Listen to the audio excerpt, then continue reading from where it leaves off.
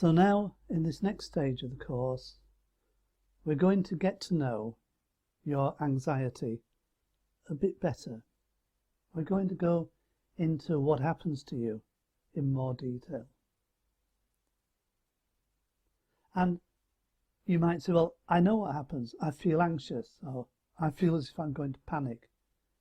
I feel as if I can't cope. But what does that really mean? What does anxious mean? What does cope mean? What does panic mean? Does it mean the same to you as it does to me? How do you know that you are in fact suffering from anxiety? And it's not with this issue that we do this. We do this all the time. I'm unhappy. I'm in love. I went to a great concert. I had a great time. And they are all levels of abstraction that we use so often we don't even know that we're doing it anymore. As we were growing up as children, we were desperate for this information. We were desperate to name things. What's that? It's a tree. What's that? It's a car. And we ignore the fact that some trees are enormous round shapes, other trees are long, tall, thin shapes. Some cars are black, some cars are white, some are red, some are sports cars. And we learn to attach labels to things.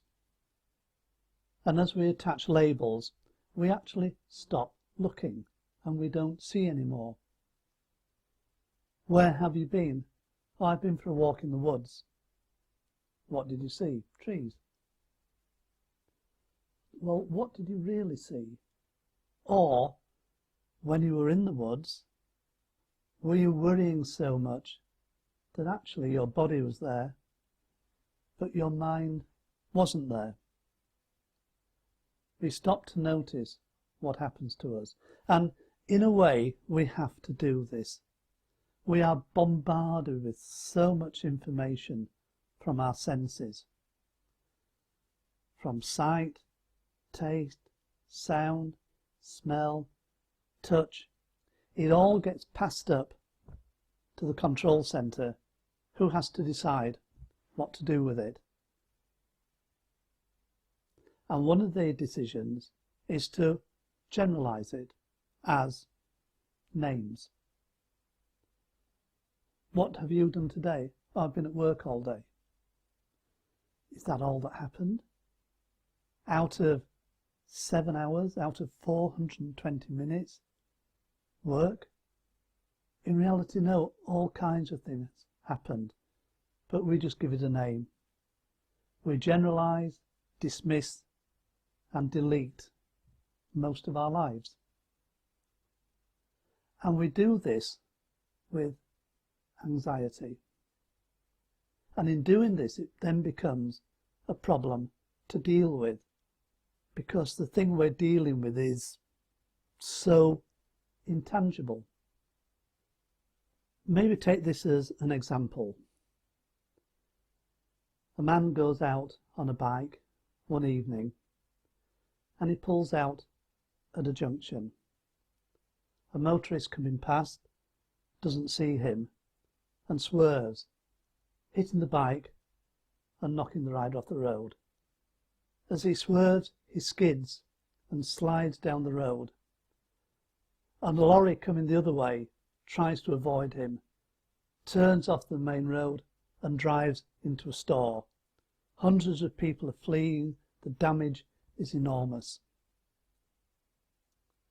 And up at the control centre, the message comes through: send all emergency services, possible fatalities. And that's the abstraction. That's what the control centre gets. And the detail is a tragedy of events that happened in a chain. Our own control centre does exactly the same. I've been at work. I had a nice meal tonight. and it summarises and generalises things.